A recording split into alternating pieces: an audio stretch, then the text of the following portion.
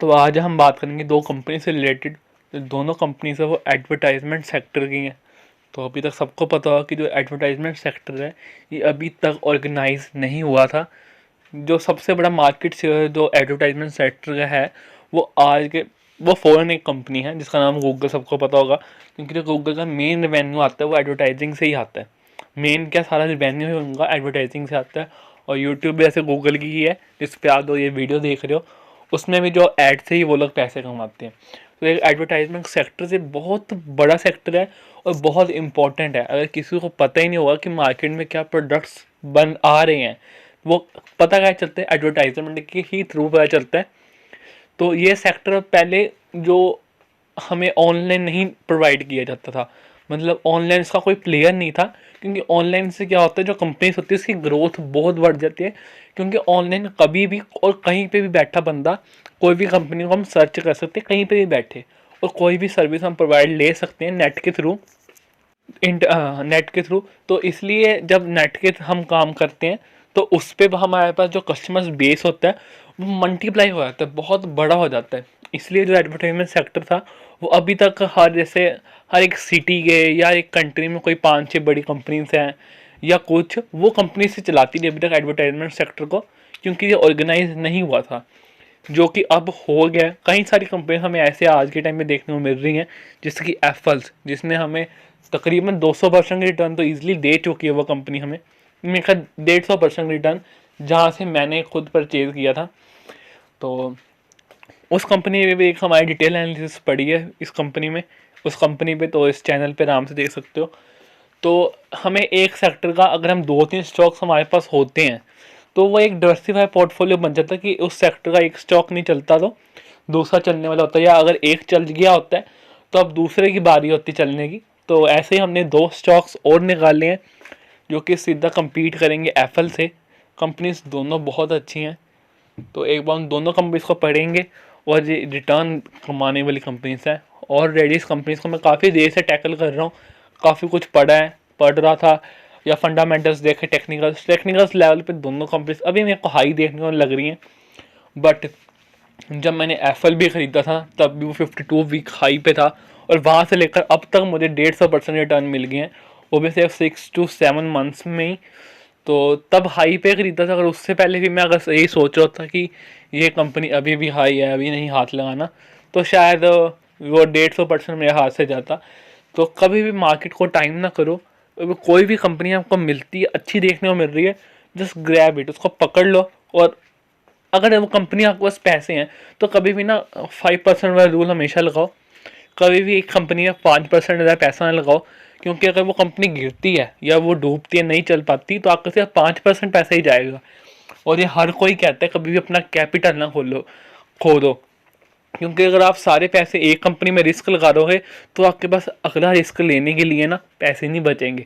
कभी भी पूरा पैसा ना खो, सिर्फ 5% मेरे हिसाब से कुछ नहीं होता आपके पूरे पोर्टफोलियो का। अगर आपके पास 100 रुपया भी टोटल है, अगर आप 5 रुपये खो देते हो, फिर भी 95 आपके पास पैसे, 95 रुपीज़ आपके पास पड़े हैं। तो मतलब अगर आप 5 रुपये का लॉस लेते हो हर एक चांस पे, तो फिर भी आपके पास अभी 49 चांसेस पड़े हैं और चांस लेने को। सॉरी, अभी भी आपके पास 19 चांस पड़े हैं उसको लेने को। तो मतलब चांसेस आपके पास ज़्यादा हो जाते हैं, इसलिए कभी 5% ज़्यादा कभी भी एक स्टॉक में, और 10% ज़्यादा कभी भी एक सेक्टर में। ये आपके रिस्क एपिटाइट पर डिपेंड करता है। मैं 20% नहीं लगाता कभी भी एक सेक्टर में, और एक स्टॉक में 5% ज़्यादा नहीं लगाता। तो कुछ रूल्स हमें अपने अपने मतलब से बनाने पड़ते हैं। तो बातें बहुत हो गई हैं, अब चलते हैं कंपनी के ऊपर। ये कंपनी का नाम है वर्टोस एडवर्टाइजिंग लिमिटेड। जैसे बात किया, सेक्टर अभी ऑर्गेनाइज नहीं था, हो रहा है।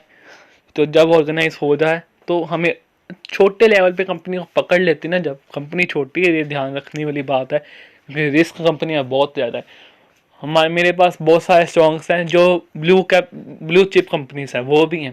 पर ब्लू चिप कितनी देर तक रिटर्न दे देंगी, वो इतने ज़्यादा रिटर्न नहीं देती। जो रिटर्न्स देती है वो मिड कैप और स्मॉल कैप्स ही देती हैं। ब्लू चिप्स ये होती हैं कि आखिर जो पैसा है वो आपको सेव कर देती हैं। बस एक बात ब्लू चिप्स में आती है, ब्लू चिप्स को तब पकड़ना चाहिए जब मार्केट नीचे गिर रही हो, तब हमें ये mid cap small cap stocks को छोड़ के तब टाइम होते हैं कि हम इन ब्लू चिप्स को पकड़ें, क्योंकि बहुत बड़ी कंपनीज होती हैं जिनके मैनेजमेंट बहुत अच्छे होते हैं और बहुत ज़्यादा कैश होता है, बहुत ही बड़े कस्टमर्स होते हैं, सब कुछ उनके पास ज़्यादा ही होता है। जब वो नीचे गिरे तो मतलब लॉटरी और उठा लो, जैसे हमें कोविड में हमने किया था। तो वर्टोस लिमिटेड है कंपनी, अभी चलना दोबारा से शुरू करेगी। अभी भी कंपनी हाई हो चुकी है अपने लेवल पे, मैंने चेक किए यहाँ पे देखो। तो 135 की ये कंपनी 137% पे, सॉरी पीई के रेशो पे अभी भी कंपनी चल रही है, तो काफ़ी हाई है। इसका रन अब मेरे हाथ से भी निकल गया था, क्योंकि एक्यूमुलेट करना में कंपनी को मेरे हाथ से निकल गई थी कंपनी। तो मैं कंपनी के पीछे नहीं भागा, जैसे मेरा एक रूल है कि चलती बस में और चलते स्टॉक में कभी हाथ नहीं डालना, तो क्योंकि बंदा गिरता है तो बहुत गंदा गिरता है। तो रनअप कंपनी ने काफ़ी अच्छा दे रही है।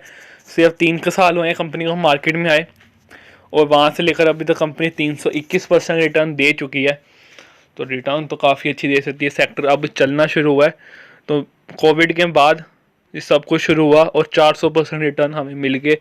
जहाँ पे कंपनी लॉन्च हुई थी उस लेवल पे ये कंपनी आ चुकी थी, 54 के लेवल पे चल रही थी, जो कि आज 272 के लेवल पे चल रही है। कंपनी अच्छी है पर छोटी है, ये ध्यान रखने वाली बात है। तो जैसे हमें एफएल में रिटर्न मिले, इसमें भी बड़े ईजिली मिल सकते हैं, क्योंकि हमें सेक्टर को पकड़ना चाहिए, क्योंकि अभी ये सेक्टर लोगों के हाथों में आया नहीं है। किसी को पता नहीं है कि एडवर्टाइजमेंट सेक्टर भी कोई चीज़ है। लोग अभी भी एफएमसीजी वगैरह में लगे हुए हैं। अभी इन कंपनीज को पकड़ो और अच्छे लेवल जब और लोग आएँ, क्योंकि वो जब आएंगे तब स्टॉक और ऊपर भागेगा, क्योंकि वो खरीदेंगे, तब हमें आते हैं प्रॉफिट्स, तब आते हैं मज़े। मतलब कंपनीज को उस लेवल पे पकड़ो जहाँ पे किसी को नहीं पता, और वहाँ छोड़ो जब सबको पता है, क्योंकि तब हमारे पास प्रॉफिट्स आ जाते हैं। तो अभी तक मैं भी, शायद किसी ने इन कंपनीज का नाम भी नहीं सुना होगा, उनको ही पता होगा जो कुछ टाइम स्पेंड करते हैं और मनी अर्न करते हैं मार्केट्स के थ्रू। तो काफ़ी अच्छा रेट रन अप इस कंपनी ने हमें दे चुकी है मई में।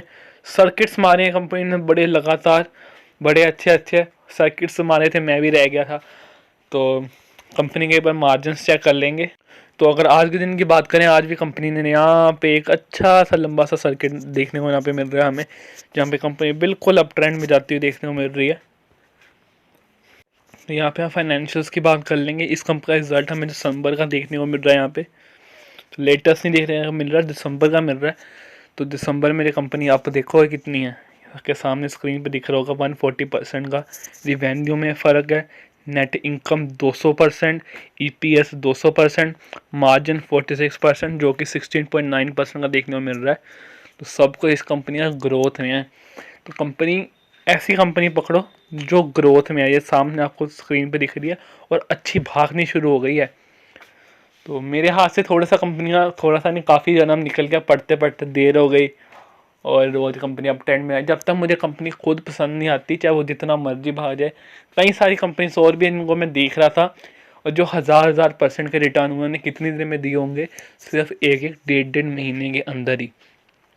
उन कंपनीज को मैंने छोड़ा क्योंकि फाइनेंशियल्स नहीं अच्छे थे, मैंने नहीं खरीदी।